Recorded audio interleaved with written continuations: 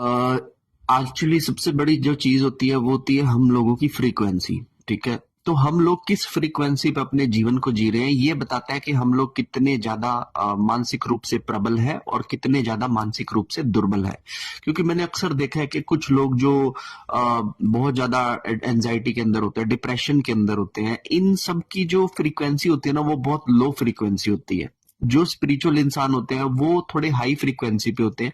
और अगर स्पिरिचुअल इंसान मेडिटेशन और जप तप के अंदर होता है तो वो अल्ट्रा हाई पॉइंट पे पहुंच जाते हैं। ठीक है, तो पहले तो ये देखिएगा कि आप किस फ्रीक्वेंसी पे रहते हैं, और ये भी आप देखिएगा कि आपके सराउंडिंग में जितने भी लोग हैं वो किस फ्रीक्वेंसी पे बातें करते हैं। ठीक है ना, आपके हाव भाव विचार सारी चीजें जो होती है वो आपकी फ्रीक्वेंसी पे निर्भर करती है। अब जैसे फॉर एग्जांपल मेरी बातें कितने लोगों को समझ में आती है और उन्हें लगता है कि मैं उनसे रिलेट कर रहा हूं, that means that is because of the higher frequency. जब मैं ब्रेकअप कर आऊं किसी से और बैठकर मैं अपने गाने सुनूं मोबाइल पर, लो फ्रीक्वेंसी हो जाएगी उस टाइम पे मेरी। और जब मुझे बिल्कुल भी कॉन्फिडेंस नहीं आ रहा, मैं भूल रहा हूं, मुझे समझ नहीं आ रहा जीवन में जा क्या जा रहा है, तब मेरी फ्रीक्वेंसी बिल्कुल लो हो जाएगी।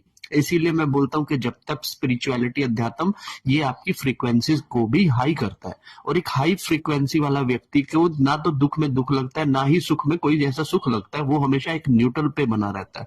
लेकिन एक लोअर फ्रीक्वेंसी वाला क्या होगा कि जब भी उसके साथ कुछ बुरा होगा वो रोना शुरू कर देगा, जब कुछ अच्छा होगा तो बहुत ज्यादा ओवर एक्साइटमेंट हो जाएगा। तो ये चीज आपके लिए बहुत ज्यादा नुकसानदायक है।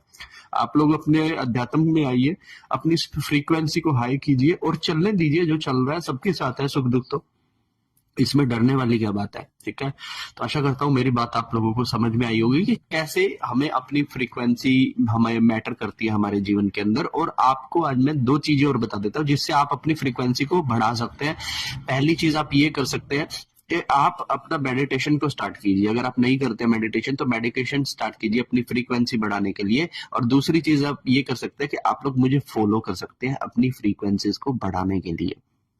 हर हर महादेव।